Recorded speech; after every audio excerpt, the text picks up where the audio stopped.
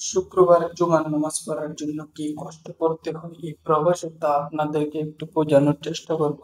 36 ঘন্টার মধ্যে মাত্র 2 ঘন্টা ঘুমাতে হলো শুধুমাত্র জুমার নামাজ পড়লাম বলে।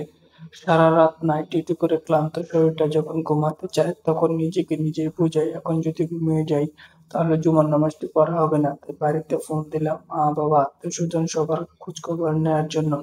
ফোনে কথা বলা শুরু করলাম, কথা বলতে বলতে 11টা বেজে গেল।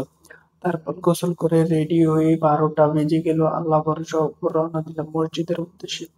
রাস্তা দিয়ে যাওয়ার সময় মনে মনে দোয়া ইউনুস ও দোয়া ও দুরূদ পাঠ করতে লাগলাম। দুরূদ পড়ছিলাম শুক্রবার, দুরূদ পড়লে অনেক ফজিলত আছে, আর দোয়া ইউনুস পড়ছিলাম যেন আমাদের সামনে না পড়ি।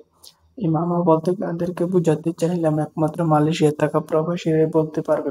আয় না হঠাৎ রে, করে ঠিক থাকলেও কাছে বলল, আয়। চলো শ্বশুর বাড়ি না হয় আমায় খুশি করা। আর বেশি কিছু বললাম না, কারণ আমার রুম থেকে প্রায় অনেক দূরে মসজিদে। তারপর আলহামদুলিল্লাহ যদি জুমার নামাজটা পড়তে পারি। আপনারা অনেকে জানেন মালয়েশিয়ার সাপ্তাহিক ছুটির দিন রবিবার, তাই অনেক প্রবাসী চাইলেও জুমার নামাজ পড়তে পারে না। তাই আফসোস করা ছাড়া কোনো উপায় নেই।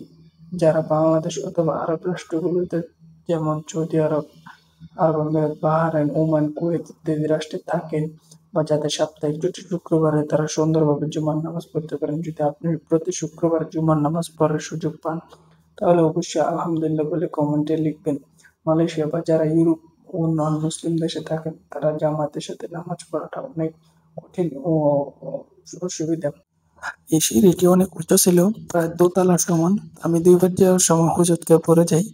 আলহামদুলিল্লাহ কোনো ব্যথা বা অসুস্থ হয়নি। তো বলতে বলতে মসজিদের ভিতরে চলে আসলাম। মাশাআল্লাহ মসজিদ অনেক অনেক সুন্দর, দেখার মতন মসজিদ। যে মাশাআল্লাহ, আমার ব্যস্ততার কারণে আপনাদেরকে পুরো মসজিদে দেখাতে পারিনি, ইনশাআল্লাহ কোনো এক সময় দেখাবো। উনি আমার ভাই। এই তো জুমার খুতবা দিচ্ছেন খতিব সাহেব। সৌদি আরব এবং মালয়েশিয়ার নামাজ প্রায় একই রকম।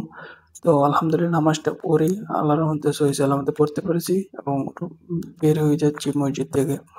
তো যতটুকু সম্ভব আপনাদেরকে দেখানোর চেষ্টা করছিলাম মসজিদের সৌন্দর্যতা। অনেক প্রবাসী ভাইরা আছে। এই মসজিদটির অবস্থান শাহ আলমের সেকশন 14-র মধ্যে। তো এখনো মসজিদটি নির্মাণাধীন অবস্থায় আছে। মাশাআল্লাহ অনেক বড় মসজিদ এবং দেখার মতন। তো এই সেই সিঁড়িটি আমি আসার সময় এবং যাওয়ার সময় 2 বার পড়ে যাই, কারণ ক্যামেরাটার দিকে বারবার তাকাচ্ছে। শেষ সিঁড়ি দিয়ে সবাই নেমে যাচ্ছি এবং বাইরে এসে আমার ছাতা এবং জুতা আতঙ্কে ছিলাম না দিয়ে হারিয়ে যাবার খুঁজে না পাই, কিন্তু হঠাৎ করে মনে হলো এটা বাংলাদেশ না, এটা হচ্ছে মালয়েশিয়া। আলহামদুলিল্লাহ কোনো কিছু হয়নি। তো ছাতা এবং জুতা দ্রুত নিয়ে আমরা চলে আসি।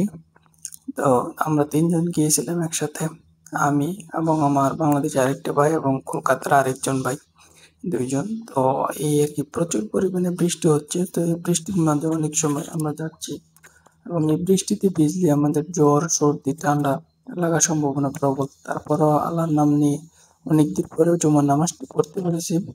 তো সর্বশেষ এই কথা সবাইকে একটা কথাই বলি, যে যেখানে থাকেন চেষ্টা করবেন 5 ওয়াক্ত নামাজ পড়ার জন্য। 5 ওয়াক্ত না পারেন যতটুকু সম্ভব নিজের সর্বোচ্চটা দিয়ে পড়বেন। বিশেষ করে যারা নন মুসলিম দেশে থাকেন ওনাদেরকে অনেক প্রবলেম হয়, আমিও এটার বাস্তব প্রমাণ। আমি নিজেও এটা অনেক ফেস করি।